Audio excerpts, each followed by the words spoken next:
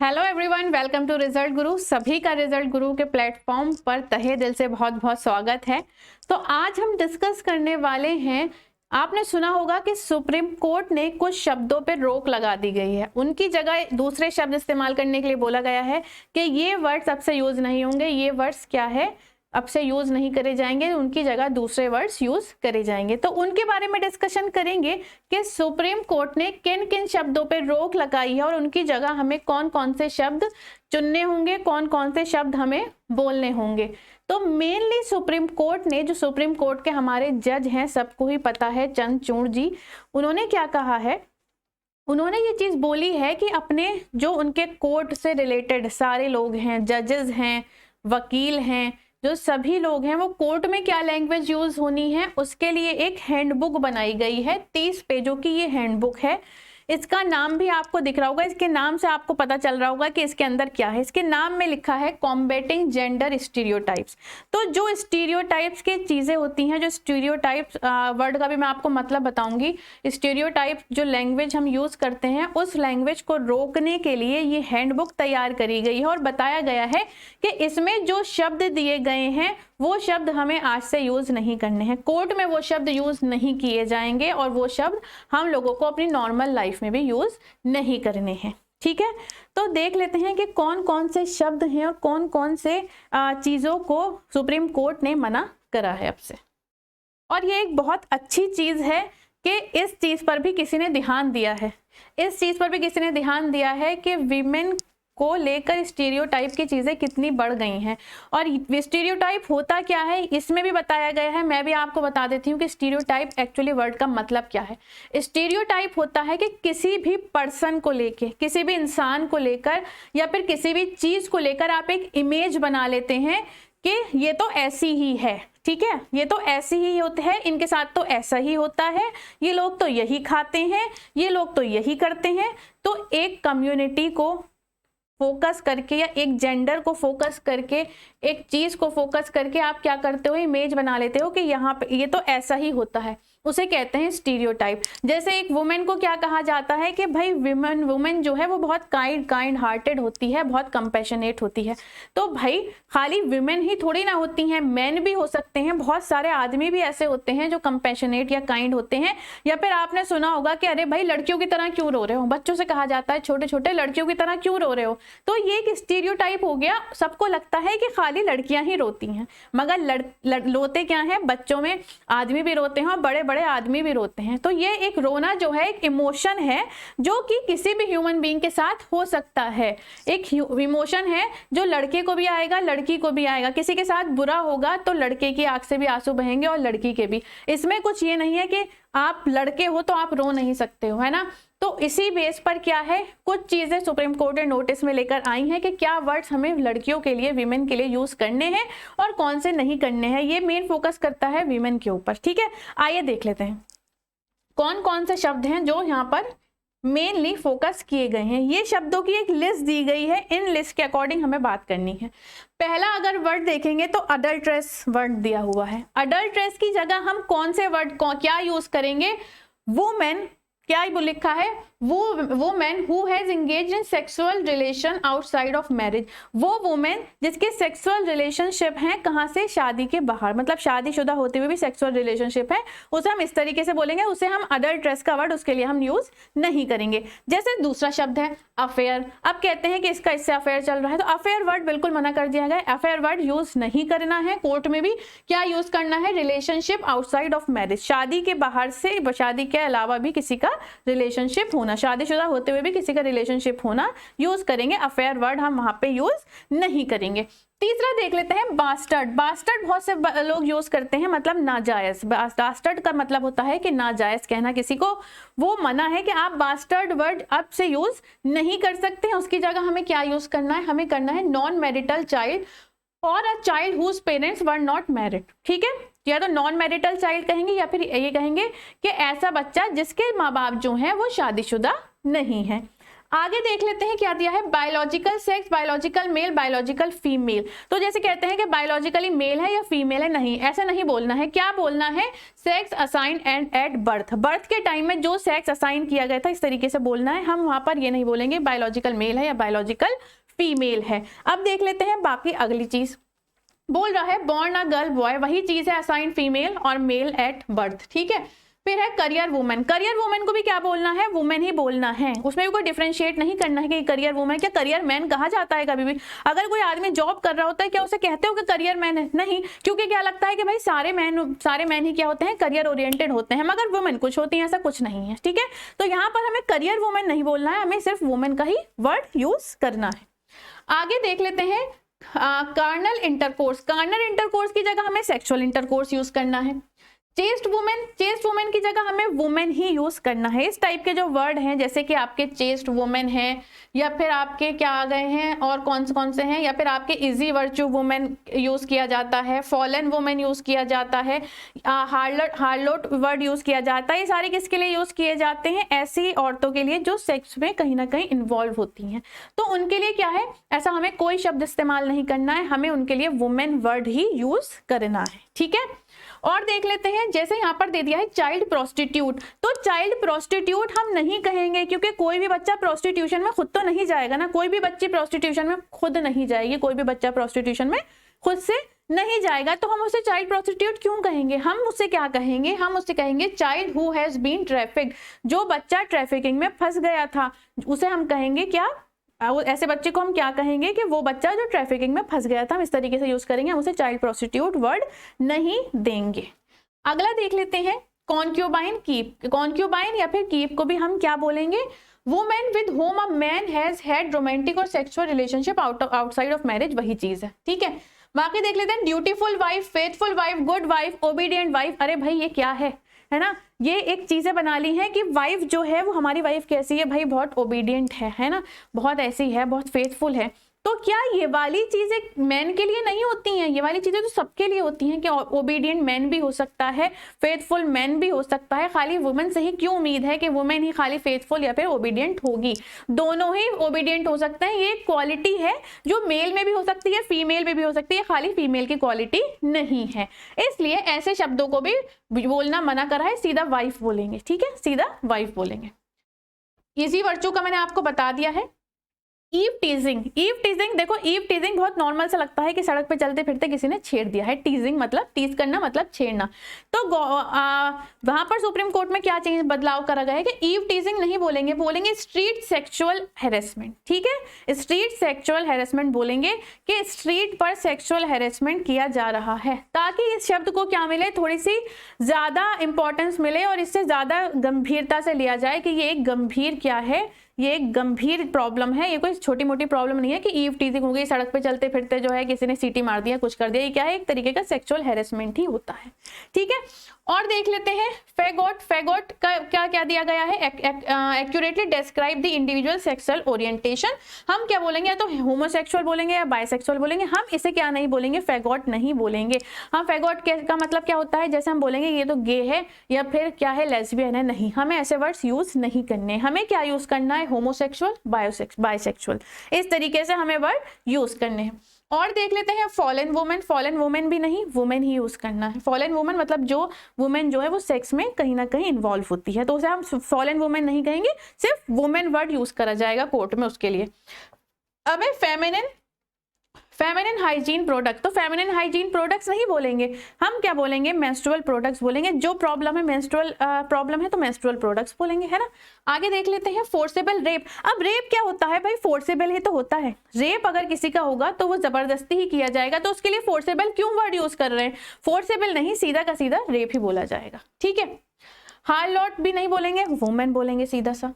अब क्या है आपका, हुकर भी नहीं बोलेंगे, हुकर नहीं वर्ड यूज नहीं करना है, हमें क्या करना है, सेक्स वर्कर, सिंपल सा बोलना है कि सेक्स वर्कर है, हमें हुकर वर्ड यूज नहीं करेंगे। हाउसवाइफ, हाउसवाइफ को आप क्या बोलेंगे, हाउसवाइफ नहीं, होम मेकर बोलेंगे, ये हम आम जिंदगी में भी हम बोलते हैं कि हमारी मम्मी हाउसवाइफ है, नहीं, अब से हमें बोलना है कि क्या है, होम मेकर है, ठीक है, वो क्या करती है, हमारे घर को संभालती हैं।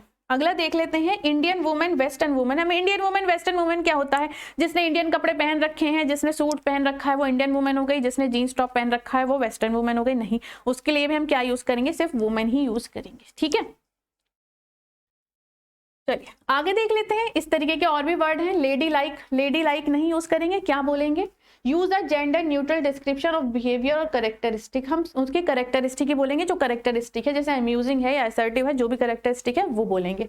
ठीक है, यहाँ पर आ गया है आपका मैरिजेबल एज। मैरिजेबल एज नहीं बोलेंगे हम, मैरिजेबल एज नहीं बोलेंगे हम, क्या बोलेंगे, a woman who has attained the legal age required to marry. एक औरत जिसकी उम्र हो गई हो, जो गवर्नमेंट ने एज दी गई है 18 साल, उतनी उम्र हो गई हो, तो हम उसे उस तरीके से बोलेंगे, हम मैरिजेबल एज नहीं बोलेंगे। ठीक है, बाकी है मिस्ट्रेस। मिस्ट्रेस नहीं बोलेंगे हम, क्या बोलेंगे, वो women with whom a man has had romantic और sexual relationship outside of marriage, उसे भी हम क्या बोलेंगे, वुमेन ही बोलेंगे। ठीक है, आगे देख लेते हैं प्रोस्टिट्यूट। मैंने आपको पीछे भी बताया था कि हुकर या प्रोस्टिट्यूट को क्या कहेंगे, सेक्स वर्कर ही कहेंगे। प्रोस्टिट्यूट वर्ड और हुकर वर्ड हम यूज अब से नहीं करेंगे। बाकी है प्रोवाइडर ब्रेड विनर। प्रोवाइडर या ब्रेड विनर नहीं बोलेंगे हम, एम्प्लॉयड बोलेंगे। ठीक है, प्रोवेक्टिव क्लोथिंग, प्रोवोकेटिव क्लोथिंग या फिर ड्रेस। मतलब प्रोवोकेटिव ड्रेसिंग क्या होती है, मतलब कि आपको क्या करने के लिए, जैसे हम कहते हैं कि प्रोवोक करने के लिए ड्रेस पहनी है इस लड़की ने छोटी ड्रेस पहनी है, तो क्या करने के लिए, आदमियों को प्रोवोक करने के लिए पहनी है। नहीं, हम ऐसा अब यूज नहीं कर सकते, ऐसा कोई वर्ड हम यूज अब नहीं करेंगे। हम इसकी जगह क्या कहेंगे, सीधा क्लोथिंग और ड्रेस ही कहेंगे, कपड़े ही कहेंगे, इसके अलावा कुछ नहीं कहेंगे। रिवीलिंग कपड़े या कैसे भी कपड़े नहीं यूज करेंगे हम ये टर्म।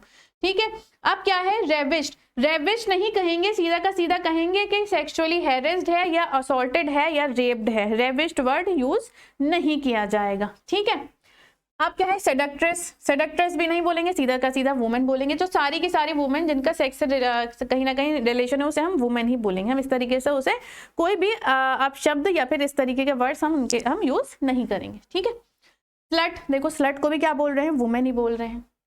सेक्स चेंज को क्या बोल रहे हैं, सेक्स चेंज नहीं बोलेंगे, क्या बोलेंगे, बोलेंगे सेक्स रीअसाइनमेंट और जेंडर ट्रांजिशन। ठीक है, जेंडर को क्या कर दिया है, ट्रांजिशन हो गया है जेंडर का, इस तरीके से बोलेंगे। बाकी देख लेते हैं, स्पिंस्टर को भी क्या बोलेंगे, अनमैरिड वुमेन बोलेंगे। स्पिंस्टर क्या होती हैं, जैसे वुमेन की क्या होती है, एक उम्र हो जाती है, उनकी शादी नहीं होती, तो उसे स्पिंस्टर कहा जाता है। नहीं, हम क्या बोलेंगे, अनमैरिड वुमेन कहेंगे, वो महिला जिसकी शादी नहीं हुई है। ठीक है, अब क्या है, ट्रांससेक्सुअल। ट्रांससेक्सुअल को ट्रांसजेंडर बोलेंगे, ट्रांससेक्सुअल नहीं बोलेंगे। अनवेड मदर, अनवेड मदर नहीं बोलेंगे हम, सीधा उसे मदर बोलेंगे। ऐसी महिला जो शादी नहीं होती और मदर बन जाती हैं, उनके लिए हम अनवेड मदर नहीं यूज बोलेंगे कि बिना शादीशुदा मां नहीं बोलेंगे, हम सीधा बोलेंगे कि वो मदर है। ठीक है, मदर ही वर्ड यूज किया जाएगा।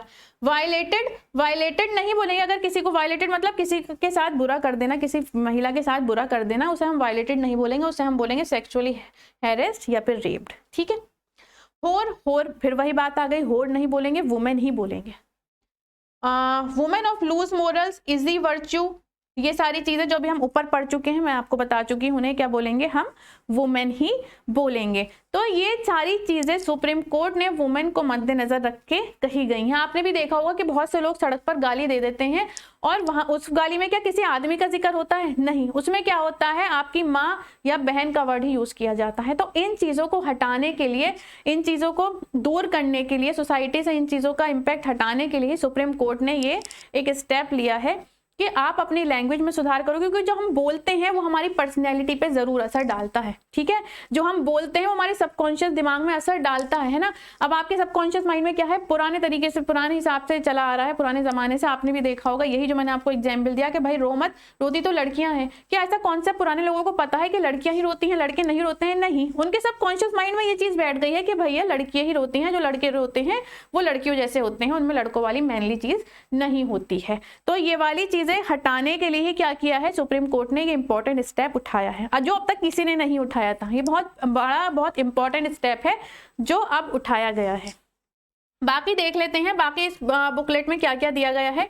इसमें बताया गया है कि स्टीरियोटाइप क्या होता है, स्टीरियोटाइप की एक अंडरस्टैंडिंग दी है। जैसे कि जो मैंने आपको बता चुकी हूँ, क्या बोल रहा है, a stereotype is defined as, क्या डिफाइंड किया है, a set idea that people have about what someone or something is like, एक सेट दिमाग में, एक सेट होना दिमाग में कि कोई भी चीज या कोई भी इंसान जो है वो इस टाइप का है, इसे कहते हैं stereotype. Specially an idea that is wrong, जो आइडिया क्या होता है, रॉन्ग होता है, जो आइडिया क्या होता है, रॉन्ग होता है। किसी भी चीज के बारे में, किसी भी इंसान के बारे में, एक कम्युनिटी के बारे में एक इमेज बना लेना कि ये ऐसा ही है, इसके लिए यही वर्ड यूज किए जाते हैं, ये ऐसे ही करते हैं, वो क्या है, वो मगर वो चीज क्या होती है, वो चीज पूरी तरीके से सही नहीं होती है, तो वो क्या कहलाता है, आपका स्टीरियोटाइप चीजें कहलाती हैं। आगे देख लेते हैं। जैसे कि देखो यहाँ पर एक एग्जाम्पल भी दिया गया है, यहाँ पे क्या बोला है, people are constantly subjected to stereotype based on their nationality. Nationality पे स्टीरियोटाइप चीज का क्या होता है, यूज किया जाता है। रीजन पे, कास्ट पे, जेंडर पे, disability, sexuality, skin colour, physical appearance और रेस। यहाँ पर देखो पर्टिकुलर टाइप ऑफ फूड भी दिया गया है और पर्टिकुलर तरीका खाने का और पर्टिकुलर फूड जो है उस तरीके को भी क्या क्या कर दिया गया है, स्टीरियोटाइप थिंग का यूज कर दिया गया है इन चीजों के लिए भी, कि यहाँ के लोग तो ऐसे ही होते हैं, यहाँ के लोग तो ऐसे ही होते हैं। ठीक है, तो अब चलते हैं आगे की चीज और क्या क्या इसमें बताया गया है।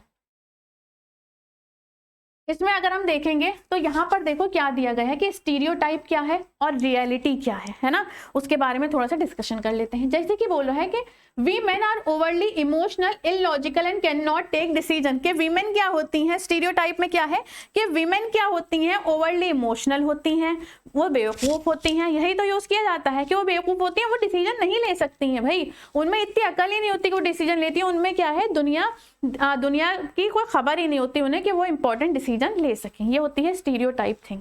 मगर रियलिटी में क्या होता है, वो देखो क्या लिखा है, a person gender does not determine और influence their capacity for rational thought. तो जेंडर डिसाइड नहीं करता है कि आप कहां तक सोच सकते हो, ये फीमेल या मेल पर डिपेंड नहीं करता। ठीक है, ये इसका मेल और फीमेल से कोई लेना देना ही नहीं। कोई आदमी भी ऐसा हो सकता है जो डिसीजन ना ले पाए, ऐसा जरूरी नहीं है कि फीमेल ही हो जो डिसीजन नहीं ले पा रही है। हमने दुनिया में देखा है बहुत सी ऐसी फीमेल हैं जो बहुत सक्सेसफुल हैं, बहुत ऊपर तक जा चुकी हैं। क्या उन्हें पीछे से मैन पुश करते रहते हैं कि नहीं अब ये डिसीजन लो, अब ये डिसीजन लो? नहीं, वो डिसीजन अपने आप लेती हैं। तो यहाँ पर ये चीज रॉन्ग प्रूव हो गई है कि ऐसा कुछ नहीं है, इसी को कहते हैं स्टीरियोटाइप। दूसरा देखते हैं, all women are physically weaker than all men. अब सारी वुमेन क्या होती हैं, फिजिकली वीकर होती हैं वुमेन से, मैन से वुमेन क्या होती हैं, फिजिकली वीकर होती हैं। क्या हमें इस तरीके से कहना चाहिए क्या ये चीज होती है? नहीं। क्या चीज होती है कि ऊपर वाले ने हमें डिफरेंट क्या बनाया है, डिफरेंट हमारी बॉडी बनाई, डिफरेंट क्या है, मैकेनिज्म बनाया है, जिसकी वजह से हम डिफरेंट तरीके से बिहेव करते हैं। देखो क्या लिखा है, while men and women are physiologically different. जो मैंने आपको बताया फिजियोलॉजिकली ऊपर वाले ने हमें क्या बनाया है, डिफरेंट बनाया है। It is not true that all women are physically weaker than all men. ये सच्चाई नहीं है कि सारी की सारी वुमेन क्या है, मैन से कमजोर होती हैं। A person strength does not depend solely on their gender but also on factors such as their position, genetics, nutrition, physical activity. इन सारी चीजों पे भी डिपेंड करता है कि उनकी फिजिकल एक्टिविटी कैसी है, उनका न्यूट्रिशन कैसा है, इन सारी चीजों पे भी डिपेंड करता है कि वुमेन कितनी वीकर है या फिर कितनी स्ट्रॉन्ग है। तीसरी चीज है women are more passive. Passive कहते हैं, एक्टिव पैसिव कहते हैं ना, एक्टिव रहना, आगे आगे रहना, डिसीजन में आगे रहना, आगे बढ़कर रहना। पैसिव रहना, एक बैक सीट पर रहना कि कोई आपका आगे डिसीजन ले रहा है आपके लिए और आप पैसिव होके बैठे हो, पीछे होके बैठे हो एक जगह पर और देख रहे हो। ठीक है, तो यहाँ पर क्या है कि विमेन इस तरीके की होती है। क्या विमेन खाली इस तरीके की होती है? अभी मैंने आपको एग्जाम्पल दिया है कि बहुत सी सक्सेसफुल औरतें दुनिया में हमने देखी हैं, होती आ रही हैं और अब भी हैं। ठीक है, और आगे भी आएंगी।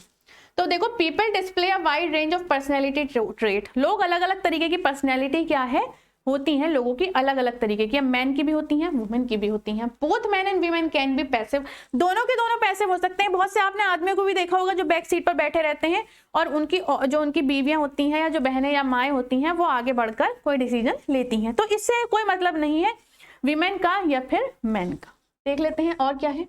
Women are warm, kind and compassionate. Women क्या होती हैं, warm, kind और compassionate होती हैं, प्यार करने वाली होती हैं, प्यार बांटने वाली होती हैं।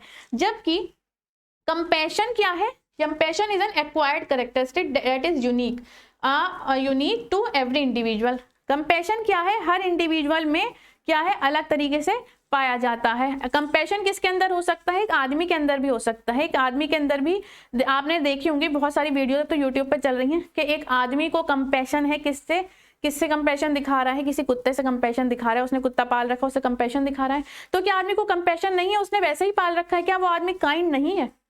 तो क्या होते हैं, आदमी और औरत दोनों ही क्या है, कंपैशनेट और काइंड हो सकते हैं। इसमें ऐसा कुछ नहीं है कि औरत से ही उम्मीद की जाए या औरत के लिए ही कहा जाए कि औरत ही कंपैशनेट होती है, औरत ही काइंड होती है, ठीक है, या फिर औरत ही लविंग होती है। लविंग क्या होते हैं, मैन भी होते हैं और वीमेन भी होती हैं, ठीक है। अब ये बात हो गई, unmarried women are incapable of taking important decision about their life. अब अनमैरिड वुमेन क्या है, आपने घरों में देखा होगा, खास करके इंडिया में ये चीज होती है कि जब तक शादी नहीं होती ना, तब तक लड़की से क्या है, कुछ इंपॉर्टेंट डिसीजन के बारे में डिस्कशन ही नहीं किया जाता है। घर में कोई डिसीजन ले रहे होते हैं तो अनमैरिड बेटे से तो डिसीजन ले लेते हैं, उससे तो डिस्कशन होगा, मगर बेटी से नहीं लिया जाता, क्योंकि इसे क्या पता, इसका तो कोई रोल ही नहीं है डिसीजन में, इसकी अभी शादी नहीं हुई है या अभी इतनी बड़ी नहीं हुई है। तो हमारे लॉ ने हमें क्या बताया गया है कि जो हर चीज की एक स्पेसिफिक एज दे दी गई है, इसीलिए आपको क्या बोल दिया है, आपको जो है वो राइट, जो चीजें शुरू होती हैं किसी प्रॉपर्टी पे आपका जो है आप उसका यूज कर सकते हो, तो वो 18 साल तक रोका जाता है, क्योंकि 18 साल तक समझा जाता है कि इतनी अकल नहीं होती। उसमें मैन और वुमेन का कोई मतलब नहीं है, उसमें किससे मतलब है, एज से मतलब है। जैसे कि यहाँ पर देखेंगे, मैरिज की कोई एक एज बनाई है, आपकी अल्कोहल लेने की एक एज बनाई है। अल्कोहल लेने की क्या एज है, किसी की क्या है 21, किसी स्टेट में 21 साल है, किसी स्टेट में 18 साल है। तो वो मैन और वुमेन दोनों के लिए ही एक है भाई, ऐसा नहीं है कि वीमेन के लिए 18 है और आदमी के लिए 21, ऐसा नहीं है। ऐसे ही शादी के लिए जो है वो एज दी गई है, पर्टिकुलर एज दी है। क्या एज दी है उन्होंने, 18 साल लड़कियों के लिए, 21 साल आदमियों के लिए। तो इसका डिसीजन लेने से कोई मतलब नहीं है। आप बड़े हो गए हो, आप इस काबिल हो गए हो, आप दुनिया को समझते हो, तो आप बिल्कुल डिसीजन ले सकते हो। आप लड़की हो या फिर आप लड़का हो, आप अनमैरिड हो या फिर आप मैरिड हो, ठीक है। अगली चीज देख लेते हैं, वुमेन ऑफ ऑप्रेस्ड और मार्जिनलाइज्ड कम्युनिटीज। अब जो विमेन है जो इन्हें दबाया जाता है, वो औरतें जिन्हें दबाया जाता है सोसाइटी में, उन औरतों के लिए क्या कहा जा रहा है कि उनमें जो है वो अंडरस्टैंडिंग दुनिया की कम हो जाती है, वो नहीं समझती हैं चीजों को, वो चीजों को नहीं समझ पाती हैं। तो क्या बोल रहे हैं, community The community an individual belong is not determinative of their cognitive capabilities or the understanding of the world। तो ये इस चीज पर डिपेंड नहीं करता है, उनकी अंडरस्टैंडिंग या वो कितनी तेज है अकल से, ये चीज क्या है, इस चीज पर डिपेंड नहीं करती है। All women want to have children. अब एक ये स्टीरियोटाइप ये चीज है कि सारी वुमेन को ही बच्चे चाहिए होते हैं। अगर कोई लड़की ये कह दे कि मुझे बच्चा नहीं चाहिए या मैं नहीं चाहती कि मेरे बच्चे हो, तो बहुत सारे लोग उसके पीछे पड़ जाएंगे कि भाई तुम कैसी लड़की हो कि तुम्हें बच्चे नहीं चाहिए। तो ये किसी का भी, और कोई आदमी कह देगा मुझे बच्चे नहीं चाहिए, तो कोई बात नहीं, चलो भाई नहीं चाहिए होंगे, इतना आदमी को नहीं पुश करा जाता। उससे क्या कहा जाता है, उसे किस बात पे पुश करा जाता है कि भाई तुम्हारे बुढ़ापे का सहारा होगा, तुम्हारे बच्चे होने चाहिए। उन्हें इस तरीके से समझाया था, उन पे इस तरीके से आप वो ब्लेम नहीं करते कि तुम कैसे आदमी हो कि तुम्हें बच्चे नहीं चाहिए। मगर अगर किसी महिला ने ये बात कह दी कि मुझे बच्चे नहीं चाहिए, तो उसे एकदम ब्लेम किया जाएगा कि तुम कैसी महिला हो, तुम महिला हो ही नहीं कि तुम्हें बच्चे नहीं चाहिए। तो क्या दिया है इसमें, all women do not want to have children. सारी की सारी वुमेन को ही बच्चे चाहिए ऐसा जरूरी नहीं होता है। Deciding to become a parent is an individual choice. आपको पेरेंट बनना है कि नहीं बनना है, ये आपकी एक इंडिविजुअल चॉइस होती है। वो मैन की भी हो सकती है, विमेन की भी हो सकती है ना। That every person takes based on a variety of circumstances। जो डिफरेंट सर्कमस्टेंसेस पर लोग डिसीजन लेते हैं कि उन्हें बच्चा चाहिए, बेबी चाहिए कि नहीं चाहिए, ठीक है। तो पूरे के पूरे बुकलेट में इसी तरीके की चीजें दी गई हैं, और मैं चाहती हूं कि आप इस बुकलेट को डाउनलोड कर जरूर पढ़ें, जरूर समझें कि सुप्रीम कोर्ट ने ये फैसला क्यों लिया है और वो आप लोगों को क्या बताना चाहता है। ये ऑनलाइन भी मौजूद है, आप इसे देख सकते हैं। सभी से मेरी रिक्वेस्ट है कि इसे जाकर जरूर देखें और इस चीज को समझें और इसे अपने फॉलो करें। सारे लड़कों से मेरी गुजारिश है कि इस चीज को फॉलो करें और समझें कि विमेन की भी एक रिस्पेक्ट होती है। विमेन को भी आपको उतनी ही रिस्पेक्ट देनी है जितनी आप अपने भाइयों या अपने फादर्स को देते हैं। चलिए, तो यही मैसेज था जो मैं आप तक इसके थ्रू पहुंचाना चाहती थी। अब सुप्रीम कोर्ट ने एक स्टेप लिया है तो हमें भी दूसरा स्टेप लेना होगा इसके लिए। तो चलिए, फिर आपसे अगले सेशन में फिर से मुलाकात होगी। तब तक के लिए आप अपना ख्याल रखिए। Bye bye, see you, take care, thank you so much.